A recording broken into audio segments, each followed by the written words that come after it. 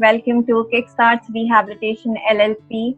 And today we have with us a very special guest, Ms. Soumita Basu from Kolkata, who is the founder and director of Zynica Inclusive Fashion. And there's something very special about her, which is going to stand out in our conversation. And in this interview, we are delighted to speak to us on a very special topic, and that's Inclusive India.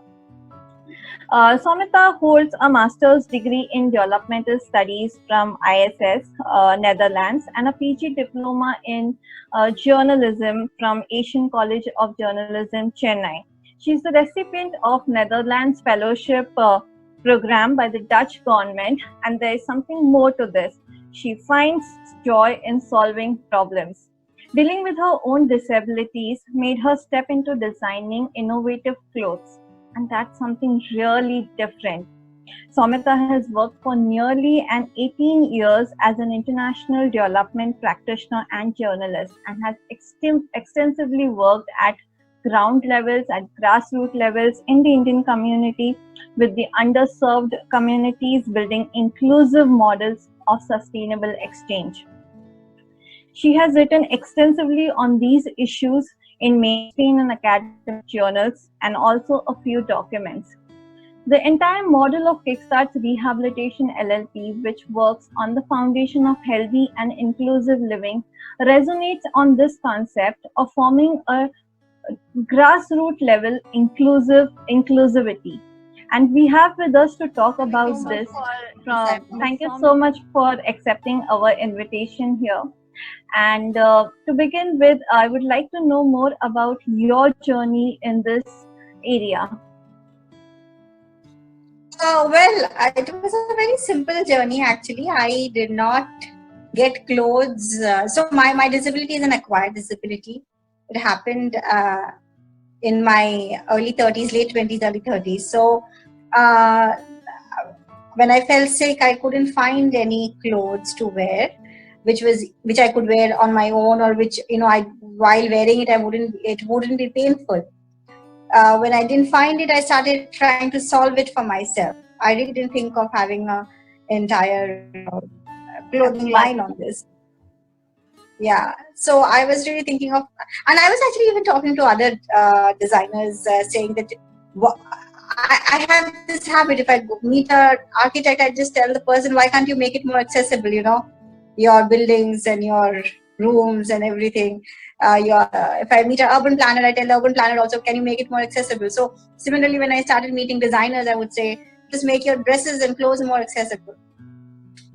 So that was something I did not find happening.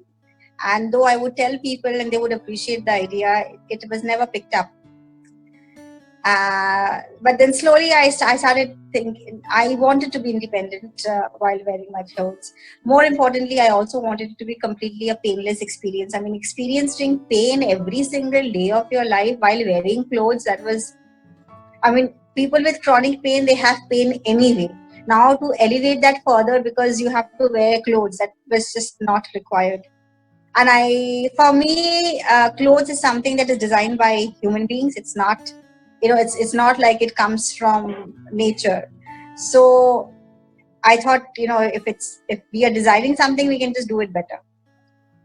So I started doing it for myself. And the moment I solved it, it was a matter of, I think, 30 seconds when I was like, I have done it for myself, but there's so many people who need it. So why not just start in a bigger way?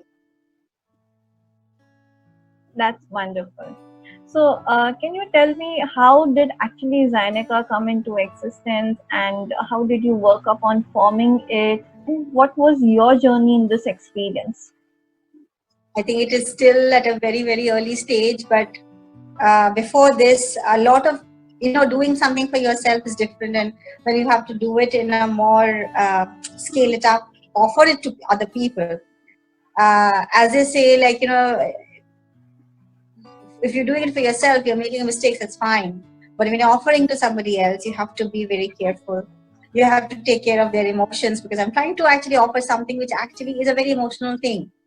A lot of people think fashion is a matter of, something out there, it doesn't maybe applicable, but no matter what you're wearing, whatever it is, it falls under the whole umbrella of fashion, because fashion for me is something very simple. It is a way to talk about yourself without using any words.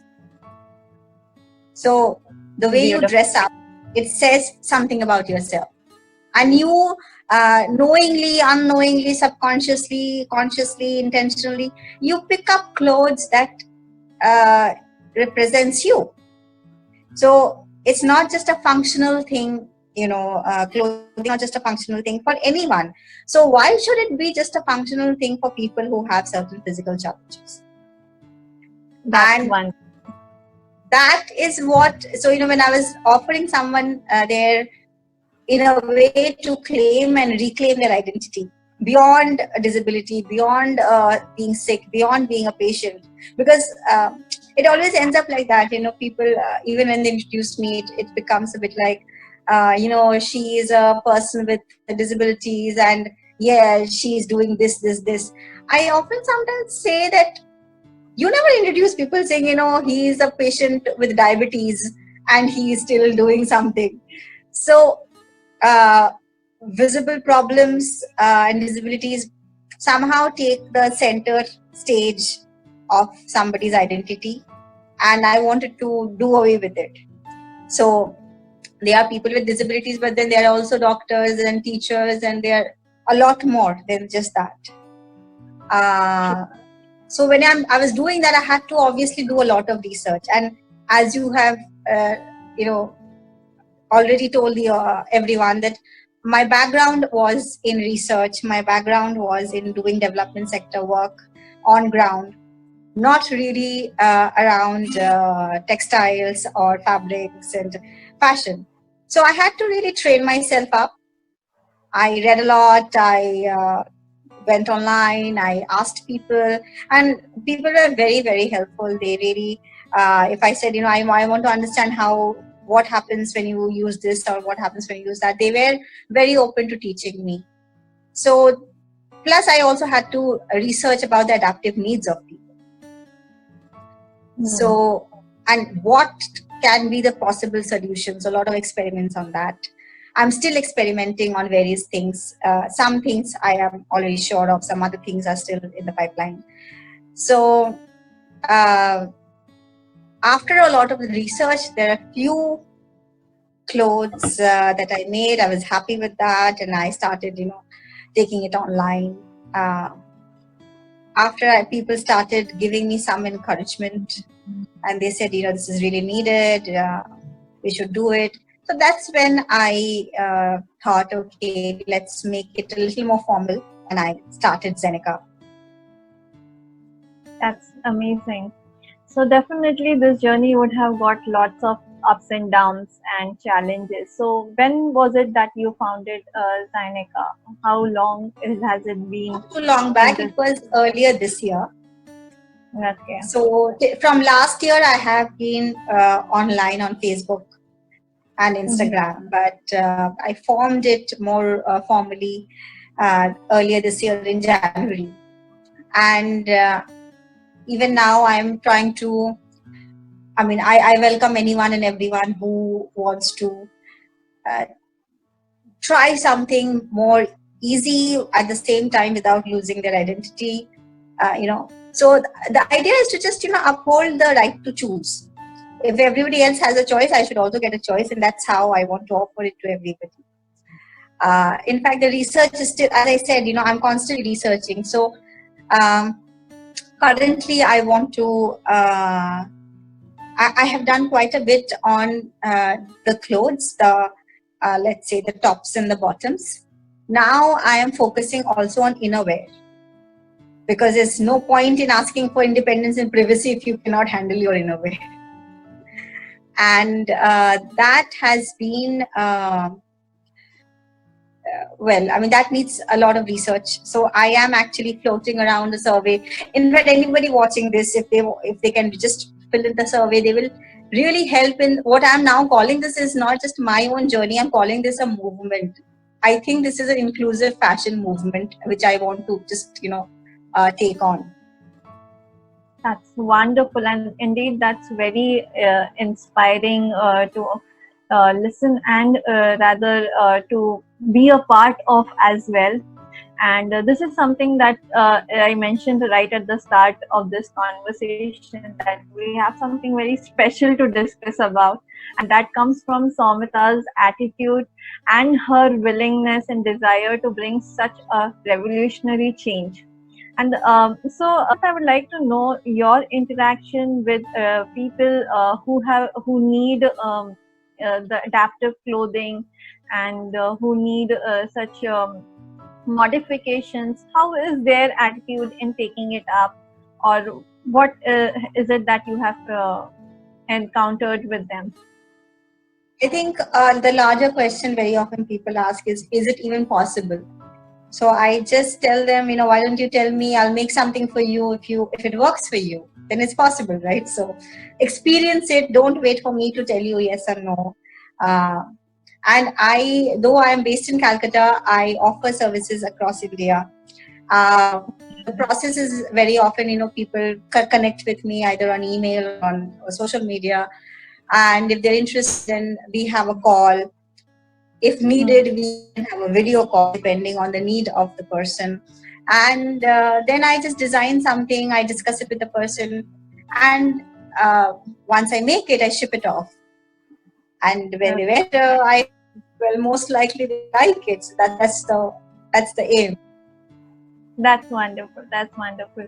So you must be having an extensive team working with you on this, right? Yes, there are a lot of people associated.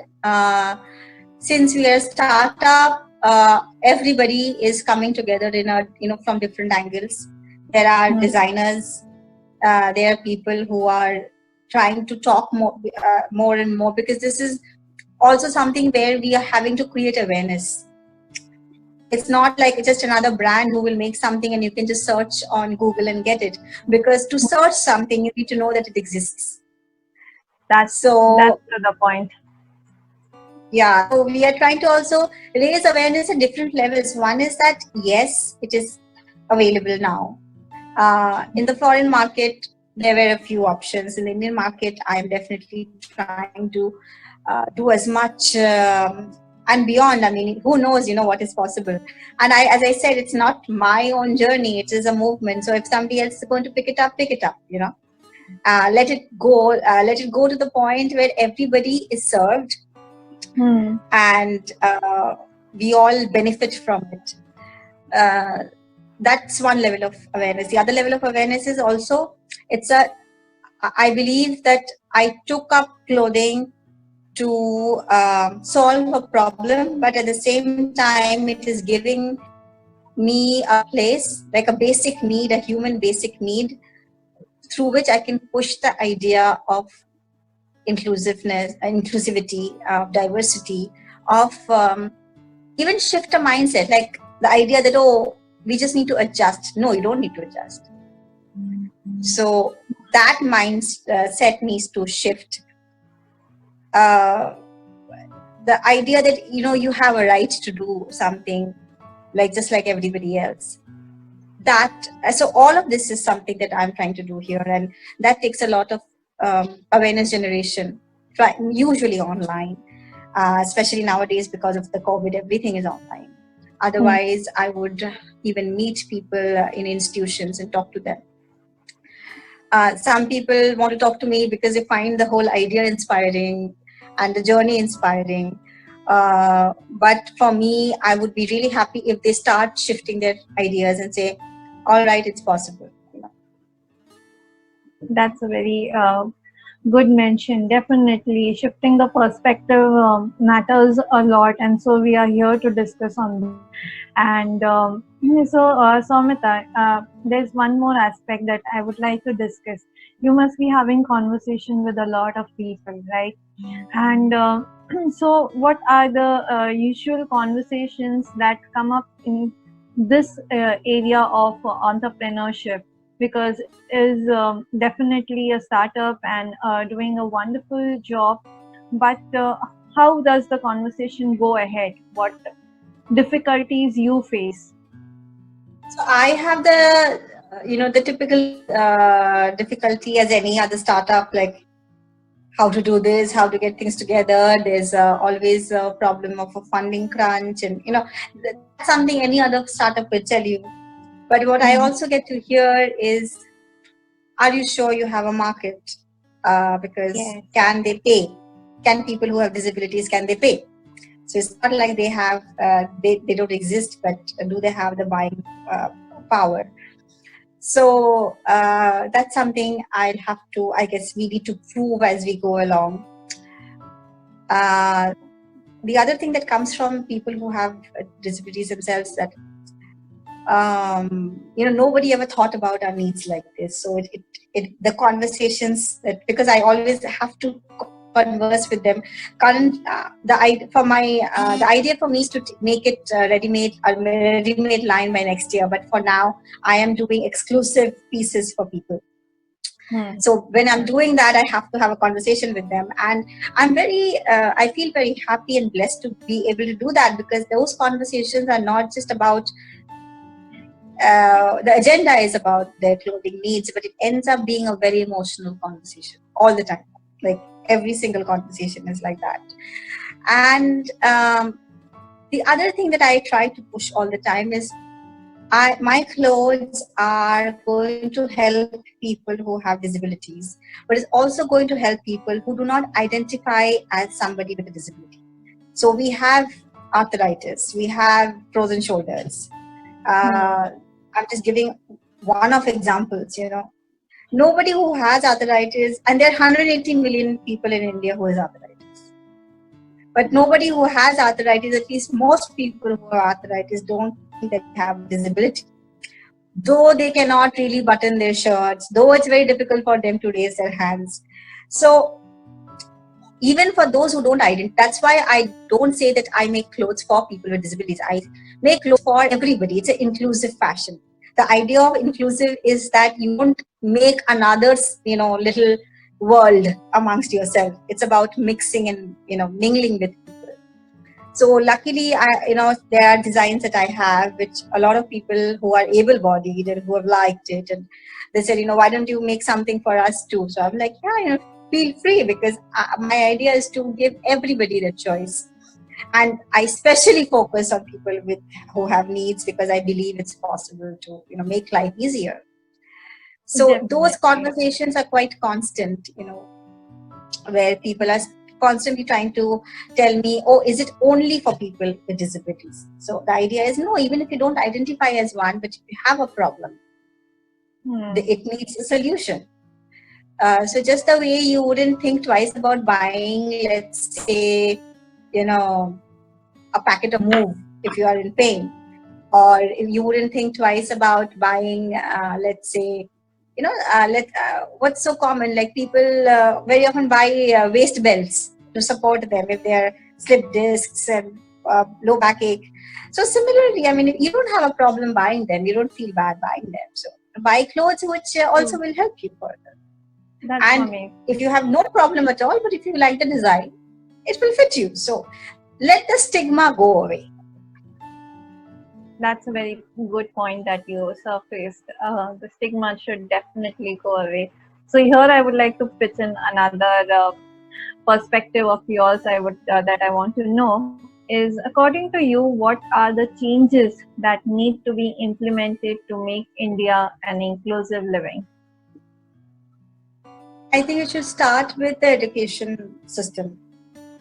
Why, if a certain method of teaching is easier for, let's say, what we call a special needs child. I don't agree with the term special needs, but that's how the schools are called.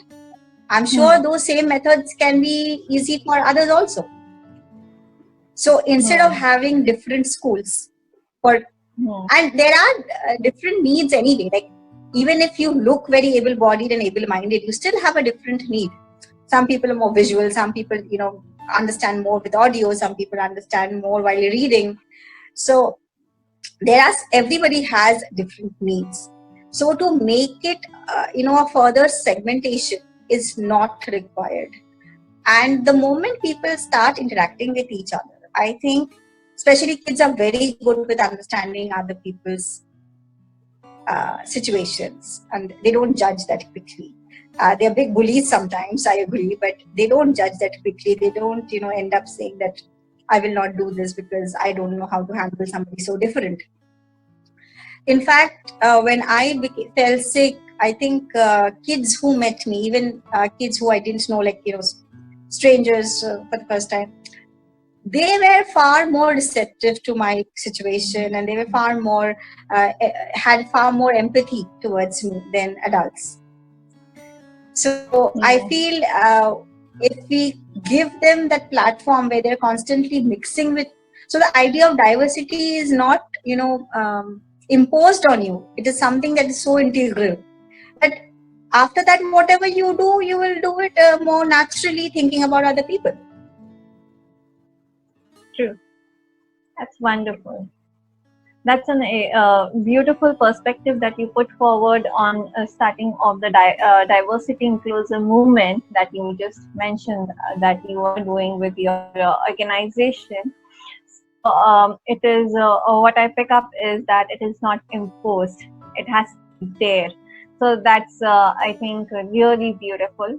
To end up with a conversation, Samita, I would like to ask you if you have any message to convey to people for this movement of yours and ours, and how we go about it further. So yeah, the movement, as I call it, the inclusive fashion movement, make it yours, own it. There's a survey, and Dr. Saima will probably, hopefully, put it on the link somewhere. Fill it in. It's not just for you or me. The moment we have an idea of what the problems are, we can come up with solutions to help many people. I mean, there are 10 million people in India waiting to be helped, and that is an underestimation of the number. You are an occupational therapist yourself. You would understand how rampant the problem is when it comes to pains and rehabilitation. We may not use those big terms in our daily life, but I am pretty sure every family knows at least one person who has a frozen shoulder, and anybody who has a frozen shoulder knows how extremely painful it is. So we tend to ignore those tennis elbow hi to hai, and it's just a frozen shoulder. But why go that pain? Why subject yourself to such, thing? So please help and own it up. As I said, it's a move. It cannot be any one person. Make it yours. I have done my best to start it, but just make it yours. And the survey is one part of it. Talk about, buy it, introduce your friends to it, and feel proud to wear anything makes you feel like yourself. So it's not just for people with disabilities, it's for people who are plus sized, it's for people who are too thin, it's for people who feel they don't fit into the world. Even when I was able bodied, I had a very tough time buying clothes because I thought nothing was meant for me. Like they expected some very strange figures, it's like the mannequins are straight. I'm not straight. So inclusive fashion movement is for everyone, and the idea is very simple. You should not have to struggle to fit into your clothes. Your clothes should fit you. That's not happening, abandon it. Try something else. That's beautiful. That's amazing. Thank you so much, Ms. Samita Basu. It is really a pleasure listening to you, and I'm sure viewers will get more inspired and they will definitely take this as a note to work up on the inclusive living. And we at Kickstart's Rehabilitation LLP are really grateful to you for sparing your time and being with us on our platform and conversing about this very important topic. So once again, we heartfelt gratitude for this, and we are looking forward for Zyneka to grow up and scale up and make this inclusive movement at a much bigger platform, and we look forward for it. So this is Dr. Saima Masti from Kickstarts, and it's my pleasure to say goodbye to all of you. please share and like the page of Somita, and also you will find her survey link in our video. Do spare some time and fill it up, and definitely, if you know anyone who needs any kind of clothing adaptations, please feel free to reach out to her. Thank you so much.